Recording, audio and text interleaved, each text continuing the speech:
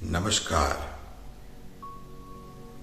आइए आज दो बाल सिद्ध योगियों की ज्ञान चर्चा में से आध्यात्मिक प्रगति प्राप्त करने का रहस्य जानते हैं। 21 साल की उम्र में इस योगी ने अपने आप को एक गुफा में बंद कर दिया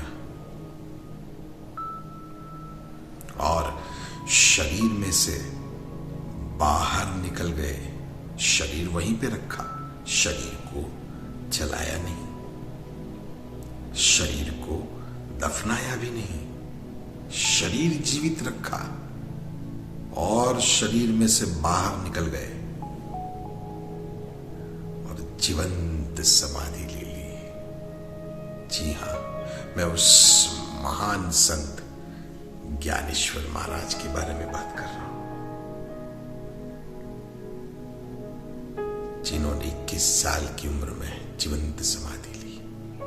बड़ा कठिन है, रिस्क है, शरीर रखना है, परंतु शरीर का एक भी विचार नहीं आना चाहिए, क्योंकि उन्होंने गुफा का मुहाना तो बाहर से बड़े पत्थर से बंद करवा दिया था। तो शरीर का विचार नहीं आना चाहिए। ये एक योगिक विद्या है, इसका एक रहस्य है और यही रहस्य को वो सामान्य से सामान्य मनुष्य तक पहुंचाना चाहते थे। इसलिए ये सारा का सारा कार्य उन्होंने गुरु तत्व के माध्यम से किया। योजना के आधार पर किया। उनके बाद बड़े बड़े गुरु आए, जिन्होंने अपने शिष्यों को उस आत्म जागृति की तरफ मोड़ा है। वो फिर शिरडी के साईं बाबा हो तो उन्होंने कहा था, सबका मालिक एक। वो मालिक का एक अंश हमारे भीतर भी है। मालिक हमारे भीतर भी है। या फिर गणेशपुरी के बाबा मुक्तानंद हो या नित्यानंद बाबा हो, या फिर श्री रामकृष्ण परमहंस हो, या फिर शेगांव के गजानन महाराज हो, या फिर पंडित राम शर्मा आचार्य जी हो। सारे सिद्ध गुरुओं ने, शायद मैं सबके नाम ना ले सकूं, परंतु गुरु तत्व ने अपने सारे शिष्यों को आत्मदर्शन की तरफ मोड़ा है और वो कार्य आज भी हो रहा है। गुरु तत्व के माध्यम से आज भी हो रहा है। इसी वर्ष में अप्रैल माह, अगले माह में 10, 11 और 12 तारीख को सिद्ध सद्गुरु श्री शिव कृपानंद स्वामी महाराज के द्वारा आनंदी में, जहां पर संत ज्ञानेश्वर ने वो संकल्प लिया था, उसी स्थान पर एक ध्यान योग का निःशुल्क शिविर लिया जा रहा है, जिसमें उस आत्मानुभूति के बारे में कहा जा रहा है। उस आत्मानुभूति को विषय में है, पर ये वहां पर वो संकल्प, वो अनुभव हो सकता है और नहीं भी हो सकता। हो सकता है इस बात के ऊपर आधार है कि कौन कितना उच्च आत्मीय भाव लेकर वहां पर आता है।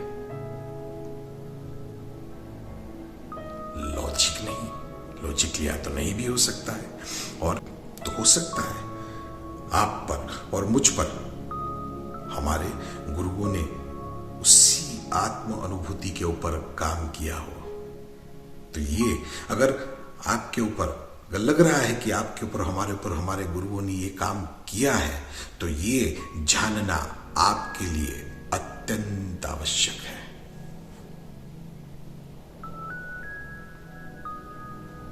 हाँ, मुक्ताबाई अपने बड़े भाई संत ज्ञानेश्वर से पूछती है, दादा, कुंडलिनी शक्ति जागृत होने के बाद योगी नियंत्रण कर लेते हैं, नियंत्रण करने के बाद उसको ऊर्ध्वगामी ले जाते हैं, तो क्या आत्मा के दर्शन होते हैं? आत्मा की की अनुभूति होती है, ये बता दो ना दादा, ये रहस्य बता दो ना, तो इस जन्म मृत्यु के बंधन से छूट जाए, इससे ऊपर हो जाए। संत ज्ञानेश्वर, जिन्होंने केवल यही संकल्प रखा कि आने वाले वक्त में सामान्य मनुष्य को भी उस मुक्ति का मार्ग मिले, मुक्ति से बड़ा कुछ नहीं। उनका उद्देश्य है, अगर हम उनको मानते हैं तो उनका उद्देश्य है ये। तो उन्होंने कहा कि ये केवल गुरु कृपा से संभव हो सकता है। कुंडलिनी शक्ति जो अधोमुखी है उसे ऊर्ध्वमुखी कर दिया, और वो परम आनंद की प्राप्ति की तरफ चली भी जाए, फिर भी आत्मदर्शन गुरु कृपा के बिना संभव ही नहीं है। उसके लिए भाव चाहिए। ये मैं नहीं कहता हूं, संत ज्ञानेश्वर ने कहा है। भाव चाहिए उस परमात्मा के प्रति, अनन्य भाव, परंतु वो भाव गुरु कृपा के माध्यम से प्राप्त हो।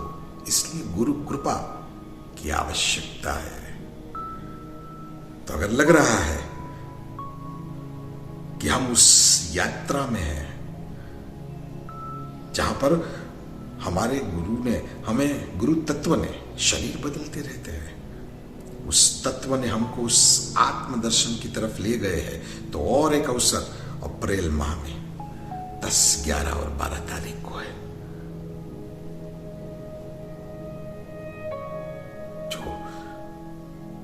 एक अवसर बन सकता है, हो सकता है, सारा का सारा होगा ही नहीं, ये नहीं बता रहा, होगा ही, हो सकता है। पर उस भाव के लिए, जिस जैसा भाव संत ज्ञानेश्वर का उनके गुरु निवृत्तिनाथ की तरफ था, उसी के माध्यम से उन्होंने उस विट्ठल की अनुभूति को प्राप्त किया था। मुक्ताबाई ने भी उसी गुरु कृपा के माध्यम से उस अनुभूति, इसीलिए 2 16 साल के बच्चे, बालक इतने गहन विषय के ऊपर गुरु कृपा के बाद ही बात कर सकते हैं। तो ये गुरु कृपा इसमें सबसे मुख्य है। इस बारे में उस गुरु के प्रति भाव, तो आइए इस यात्रा के हम भी सहभागी बने और उस गुरु कृपा को प्राप्त करें। नमस्कार।